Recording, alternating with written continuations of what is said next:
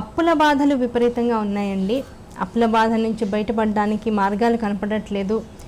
ఎలా మాకు ఉన్నటువంటి అప్పుల నుంచి మేము బయటపడడం ఎలా? అలా అంటే ఆదాయం ఎప్పుడూ ఉన్నంతే ఉంటుంది. మహా అయితే పెరిగితే ఓ 5,000 పెరగచ్చు, 10,000 పెరగచ్చు. మాకు ఉన్నటువంటి అప్పుల బాధలు తీరేది ఎలా అనేటువంటిది ఒక పెద్ద ఇబ్బందికరమైనటువంటి విషయంగా అందరూ బాధపడుతూ ఉన్నటువంటి రోజులు ఈ రోజులు చూస్తూ ఉన్నాం.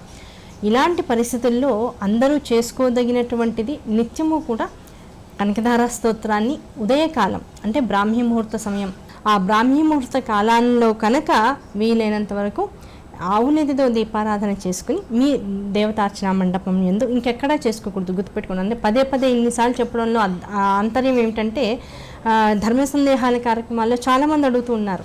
మా ఇంట్లో అత్త కోడళ్ళు ఉంటాం, లేకపోతే తల్లి కొడుకులో ఉంటాం, మా అబ్బాయి పూజ చేసుకుని వెళ్ళిపోతాడు, మళ్ళీ నేను ఇంకో చోట దీపారాధన చేస్తున్నాను. ఒక ఇంట్లో వీలైనంత వరకు ఒక దీపారాధన, ఒక దేవతార్చన మండపం తప్ప 2 విధానాలుగా ఎక్కడా కూడా ఉండకూడదు, గుర్తుపెట్టుకోండి.